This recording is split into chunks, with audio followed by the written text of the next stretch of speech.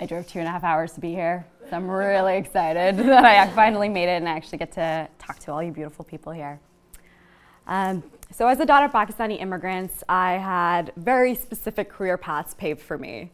Doctor, lawyer, engineer. That was it. And I secretly wanted to be a Bollywood actress. So, but I still did what was expected of me, and I pursued the physician track because I thought that that was truly the only way that you could help people. I didn't want to work at a giant hospital or in a bougie private clinic, but on the ground, in the most remote villages, helping the people most in need. And when I was 18 years old, I sat down and I seriously planned out my entire life. I was going to fulfill my parents' destiny for me by pursuing integrative biology at Berkeley. I was going to study to become a naval doctor, and I was going to find the love of my life, who I was going to marry at the age of 25. As you can imagine, absolutely nothing worked according to plan. Except I did fall in love. It just wasn't with a person, but an idea. Looking back at my journey, I realized there are 3 pivotal moments that changed the course of my journey from being a starry-eyed, idealistic 18-year-old to a much more pragmatic 26-year-old CEO of my own tech company. And it's not your average Silicon Valley tech company. The first moment begins with me as a college student in the remote village in sub-Saharan Africa. 57. Not my favorite basketball player's jersey number, or even the number of times I've accidentally dented my parents' car. Rather, 57 is a number of patients that tested positive on my first day of setting up a mobile HIV/AIDS clinic in sub-Saharan Africa, and specifically in Tanzania, before I recorded my first negative. 57. I could never forget that number. After that long day came to an end, I had counted 330 patients that we had tested that day, and over 2/3 of them were positive.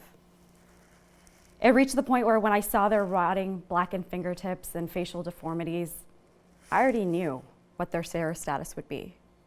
And what was sad was they knew too.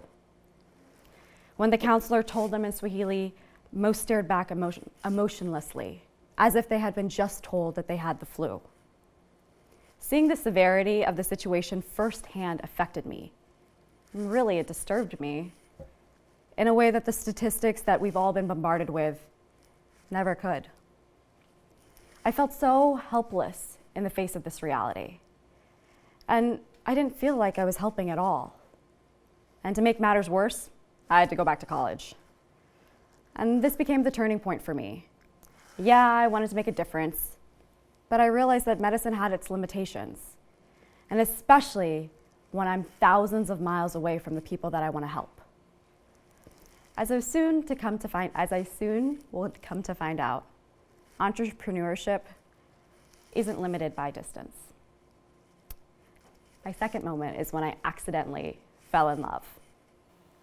50 million, not the retainer cost for Brangelina's divorce lawyers, or the amount of money Hillary's spending on her campaign just in August alone. But 50 million is the number of people that go hungry every single day in America. An afternoon lunch changed my life. Yeah, I know it sounds super cliche, but here's how it happened. One day I was walking down Telegraph Avenue when I encountered a homeless man begging for food. Something about him compelled me to stop and invite him to join me for lunch. And during lunch, he sat across from me, just as you are, scarfing down his food. So he was really hungry. And in between bites, he shared a story. He said, "My name is John. I just came back from my second tour in Iraq. I've been waiting weeks for my VA benefits to kick in. And because I haven't eaten in 3 days." Imagine 3 whole days without food. And I was outraged. I couldn't believe that this veteran, someone who had so selflessly sacrificed himself for our country, had come home to face yet another battle, that of hunger and homelessness. And then adding insult to injury, right across the street from where John and I were having lunch, Berkeley's dining hall was throwing away thousands of pounds of food. And it was this very stark reality of those who have and waste and those who are in need and starve. And those two people literally right across the street from one another.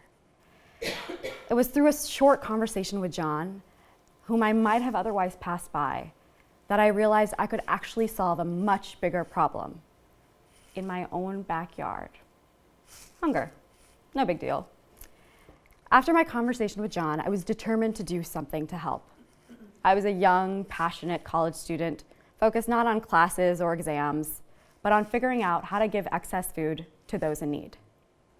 I started off by organizing America's first food recovery organization on a college campus, which was essentially a student-powered food recovery movement. We recovered food from our dining halls, our on-campus events, our stadium, our arena, and then redistributed it directly within the community to after-school programs, domestic abuse shelters, homeless shelters, and the like. And it was such a basic and simple idea, one that I had completely fallen in love with. But as most of you have fallen in love, it's extremely challenging. I vividly remember one day our dining hall manager called me when I was in class. He said, "Komal, we have 500 sandwiches left over. If you don't come within the next 2 hours, we're gonna throw them away." Great. I dash across campus, I jump into a zip car, I go through all the one-way streets up to the loading dock for our dining hall. I began to load in these sandwiches into my trunk. Remember, this is perishable food, so it needs to move as quickly as possible. So I'm blasting the air conditioning. And finally, after loading them all in, I began to make calls. I call every nonprofit, every after-school program, every shelter that I could think of. Do you need food? Do you need food? A third of them don't answer the phone. A third of them are like, no, we're cool for today, thanks. The last third are like, yeah, we could take 10 sandwiches or 15 sandwiches. Awesome, now I have 475 sandwiches. And I realized, it shouldn't be this hard to do the right thing. It shouldn't be this hard to do a good thing. But it was also, amongst all of that frustration, that I also gained my inspiration. I remember trying to extend my reservation on Zipcar, and I couldn't because someone had already booked it, so it was Murphy's Law in real action. But I remember thinking, how cool would it be if people who have food could say, hey, we have food, and people who need food could say, hey, we need food, and we could match these two people and clear the marketplace. All with technology that all of you have on you, smartphones. Moment three. Moment three is right now. It comes after several hard pivots from my, and frankly, my parents' life plan as well. But it's led me to becoming the CEO of my own tech company, Copia, that works to intelligently eradicate hunger globally. 1 million, not the cost of a studio in San Francisco or the amount of collective debt that my brothers and I have from college, but rather the number of people that my company will feed this year, all with food that would have otherwise been wasted. Copia is not the first organization to attempt food recovery, but we're one of the world's most effective. The idea of sharing your food with those in need is not necessarily revolutionary or even brand new.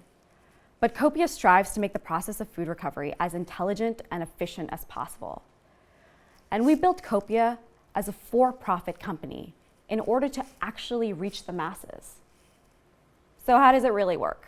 Well, when you're a company or you have an event that has extra food left over, you would launch the Copia app and you would tell us how much food you have or take a picture of it. Tell us when you need it picked up by, and that's it.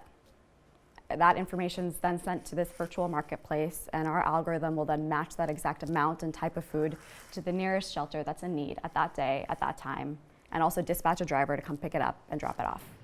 And then as a full circle, we'll send you photos and testimonials of the people that you fed, allowing you to see the impact that you made by spending less than 2 minutes of your time using Copia. We'll also send you data and analytics that will help you reduce future overpurchasing and also disposal costs, and also receive the maximum tax deduction for your food donation. By automating the process and centering it around the smartphone, we're not recreating the wheel. We're revamping what exists to match the needs and capabilities of our generation.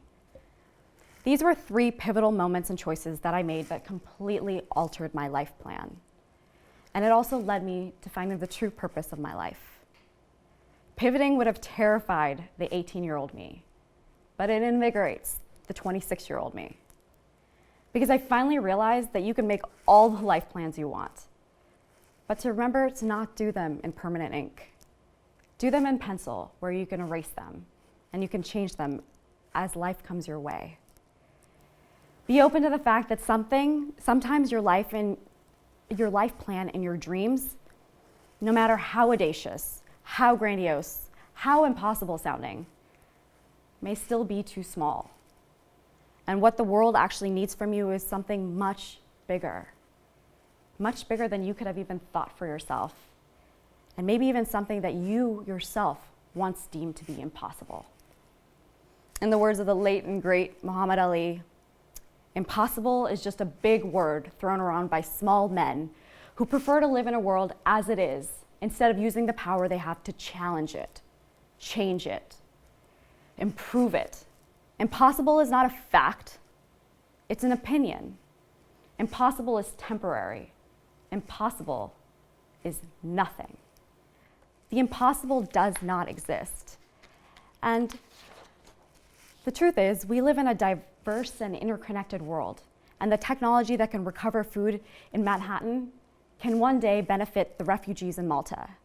We know that by succeeding in the United States today, we could bring copia anywhere in the world tomorrow. So I ask you, what do you deem to be impossible? Global warming, solving the refugee crisis, providing access to clean water, speaking on stage in front of a whole crowd. If it's eradicating hunger, we should probably talk after. But whichever one it is, there has never been a better time in human history to solve the world's biggest problems. And with technology, it's more possible than ever before. We live in the Bay Area. We know that what happens here often changes the world. We know that we do not simply need to dream of world peace. We're not Miss Universe. We are Elon Musk, planning to put humans on Mars. So now is the opportunity to bring our collective resources, our intelligence together, not to build another computer game, chatbot, or cat photo sharing app, but to use our creativity to solve the world's impossibles. So tonight, take out your pencil. Figure out where you are in your life plan. What are you going to take on? What are you hungry for? What will you do to remind the world that impossible is just another word? Thank you.